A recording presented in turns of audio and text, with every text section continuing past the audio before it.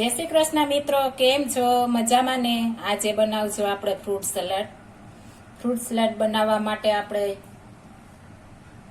દાડમ લીધું છે. 2 નંગ દાડમ લઈને બી મેં કાઢી લીધા છે. ત્યારબાદ 1 વાટકો મેં લીલી દ્રાક્ષ લીધી છે. એકદમ પાકલાવી લેવાની છે. તમે જોઈ શકો છો. ધોઈ જુદી પાડીને મેં એકદમ સાફ કરીને નિમકના પાણીમાં થોડી વાર પલાળી દીધી હતી. અત્યારે કેમિકલ વાળી આવે છે એટલે મેં નિમકના પાણીમાં અડધી કલાક પલાળીને પછી લૂછીને મેં સાફ કરીને લઈ લીધી છે. 1 વાટકો મેં ખાંડ લીધી છે.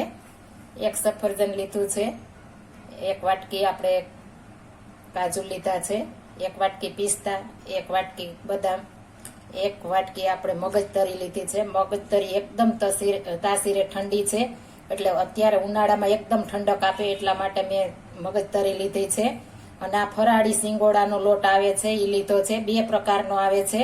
ફરાળી સિંગોડાનો લોટ આવે એ આપણે લેવાનો છે. અને આ ઠંડુ દૂધ લીધું છે. આમાં આપણે ફરાળી સિંગોડાનો લોટ ઉમેરવાનો હોવાથી એટલે આપણે એક અલગ દૂધ લઈ લીધું છે. 3 લીટર મેં ફ્રેશ દૂધ લઈ લીધું છે. એકદમ મલાઈફૂલ દૂધ આવે છે. અમૂલ ગોલ્ડ દૂધ લીધું છે. 3 લીટર મેં લઈ લીધું છે. પહેલા આપણે દૂધ ગરમ મૂકી દેશું, ત્યારબાદ આપણે બધું કટિંગ કરીશું.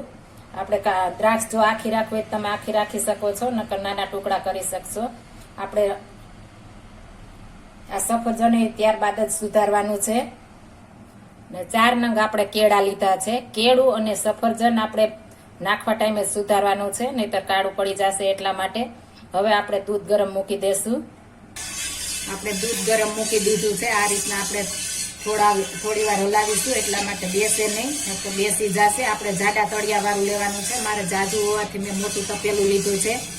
થોડું ઊંડું હોય તો આપણું દૂધ ઉભરાય નહીં એટલા માટે આપણે થોડુંક મોટું વાસણ લેવાનું છે. અને આમાં જે આપણે કોઈ સામગ્રી લીધી છે એમાં જો તમારે સ્વીટ કરવી હોય તો કરી શકો છો. આ રીતના આપણે એક ઉભરો આવવા દેશું ત્યાં સુધીમાં આપણે બધું કટિંગ કરી લઈએ. તમે જોઈ શકો છો આપણા દૂધમાં ઉભરો આવી ગયો છે. એક આપણે ઉભારો આવવા દેશું. ત્યારબાદ આપણે ખાંડ ઉમેરી દેશું.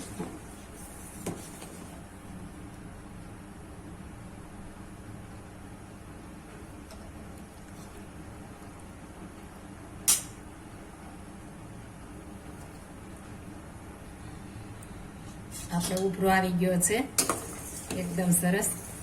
હવે તેમાં આપણે ખાંડ નાખી દેશું. ખાંડ તમે જેવું ગળ્યું ખાતા એ પ્રમાણે નાખી શકો છો. મેં 3 લીટરમાં 1 વાટકી નાખી છે. જો તમારે વધારે ખાતા હો તો તમે વધારે નાખી શકો છો. હવે આપણે ખાંડ નાખવાથી આછું દૂધ થઈ જશે આપણું, એટલે આપણે પાકવા દેવાનું. 5 મિનિટ માટે મેં પાકવા દીધું છે. હવે આપણે પાછું 5 મિનિટ પાકવા દેશું. ખાંડ નાખશું એટલે એકદમ આછું થવા મળશે દૂધ. એટલે થોડી વાર આપણે વધારે પકવવા દેશું. જેમ પાકશે તેમ આપણું ફ્રૂટ સલાડ મસ્ત બનશે.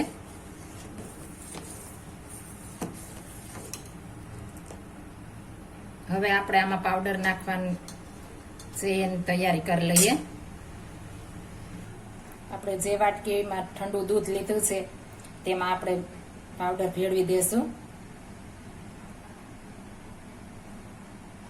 આપણે ઠંડુ દૂધ લેવાનું છે, ગરમ નથી લેવાનું. ગરમ લેશું તો ગાંઠા થઈ જશે એટલા માટે ઠંડુ લેવાનું છે. આપણે આટલો નાખીએ, જો જરૂર પડશે તો ફરી પાછો નાખશું. આ રીતના બનાવશો તો એકદમ મસ્ત થશે. બજારમાં મળે એવું મસ્ત બનશે. તમારે આ ફરાળી સિંગોડાનો લોટ નાખવાનો છે. 2 હજી કહી દઉં છું કે 2 મળે છે એ નથી લેવાનો, 2 પ્રકારનો મળે છે. આપણે ફરાળી આવે એ લેવાનો છે. જો પેલો લેશો તો તે તમે ફરાળમાં નહીં ખાઈ શકો અને આ તમે ફરાળમાં ખાઈ શકશો. તમે જોઈ શકો છો દૂધનું સ્ટ્રક્ચર કેટલું ફરી ગયું છે. જો આપણે કસ્ટર્ડ પાવડર નાખીશું તો આપણે ફ્રૂટ સલાડનો કલર અલગ પડી જશે. આ એકદમ વ્હાઇટનેસ ઉપર થશે.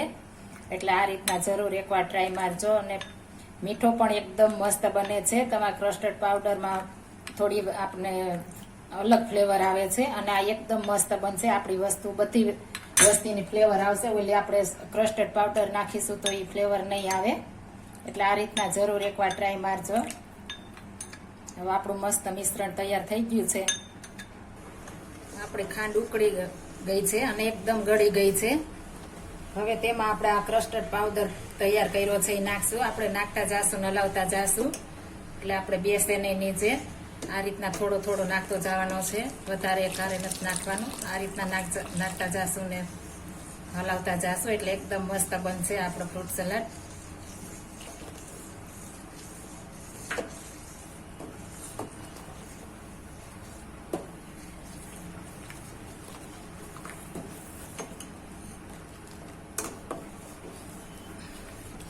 આપણે સિંગોડાનો લોટ 1 લીટરે 1 ચમચી નાખવાનો છે. એકદમ પરફેક્ટ માપ સાથે તમને બતાવું છું. તમારી ચમચી આ પ્રમાણે મોટી હોય એ ચમચી લેવાની છે. 1 લીટર 1 ચમચી નાખવાનો છે. આપણે 3 ચમચી નાખ્યો છે, થોડોક વધાર્યો છે.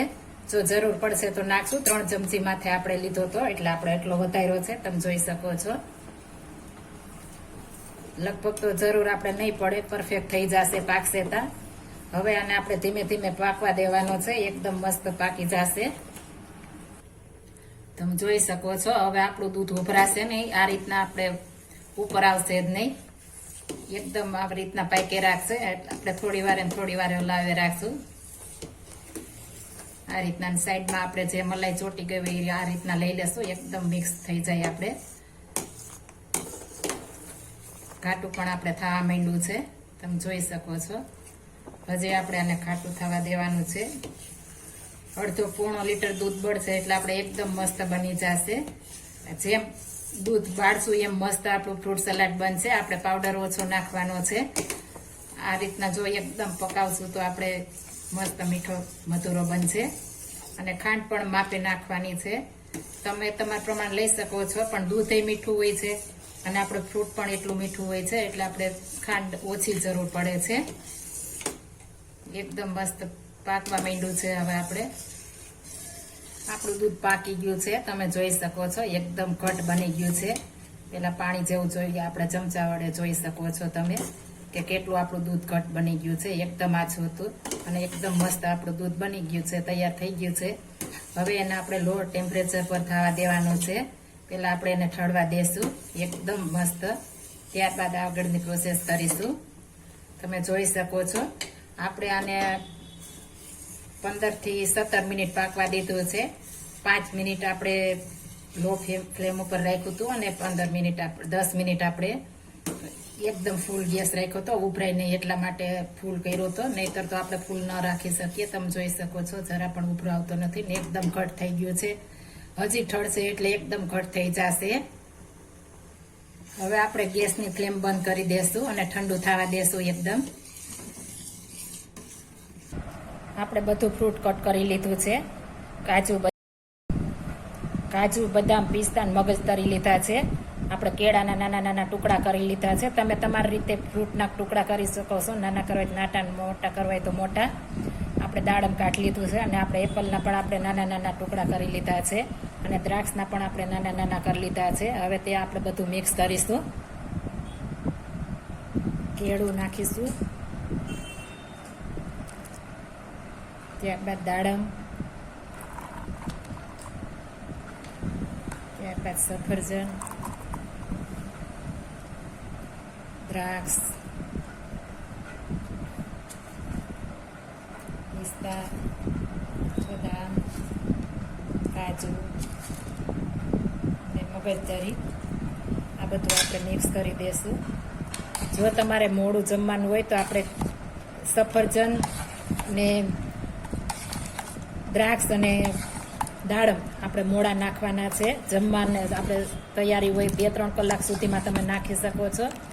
નહીતર આપણે નાખવાનું નથી, બગડી જાય છે એટલા માટે. એટલે આપણે 2-3 કલાકની વાર હોય જમવાની તો આપણે મિક્સ કરી શકીએ છીએ. નકર જમવા ટાઈમે આપણે નાખીશું. તમે જોઈ શકો છો એકદમ મસ્ત આપણું ફ્રૂટ સલાડ તૈયાર થઈ ગયું છે. અને જો તમારે આનો કલર લેવો હોય તો તમે કેસર પણ નાખી શકો છો. ઉનાળો હોવાથી મેં કેસર નથી નાખ્યું. કેસર તાસીરે ગરમ હોય છે એટલા માટે. આપણે શિયાળામાં ખાઈએ છીએ એટલે મેં કેસર નથી નાખ્યું. તમે કેસર નાખી શકો છો. એટલે મારે વ્હાઈટ જ ખાય છે એટલે વ્હાઈટ એકદમ મસ્ત કર્યું છે. આ ઠંડુ ઠંડુ ફ્રૂટ સલાડ ઉનાળામાં ખાવાની પણ મજા આવે છે. જો આ મારી રેસીપી પસંદ આવી હોય તો મારી ચેનલને લાઇક, શેર અને સબસ્ક્રાઈબ કરી દેજો અને મને કોમેન્ટ કરી બતાવજો કે તમને આ મારી રેસીપી કેવી લાગી. એકવાર તમે જરૂર ટ્રાય મારજો. ફરી મળીશું નવી રેસીપી લઈને. જય શ્રી કૃષ્ણ. હવે આપણે સર્વ કરીશું.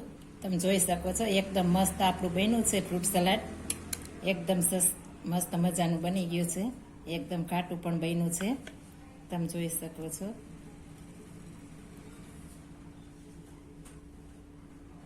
હવે આપણે સર્વ કરીશું. આમાં ફ્રૂટ તમે તમારી રીતના તમારા પ્રમાણમાં લઈ શકો છો. આમાં ચીકુ પણ નાખી શકીએ છીએ. મારા ઘરમાં ચીકુ નથી ખાતા એટલે મેં ચીકુ નથી નાખ્યું. તમે કોઈ પણ ફ્રૂટ નાખી શકો છો અને તમારી રીતે લઈ શકો છો. હવે આપણે આને સર્વ કરીશું.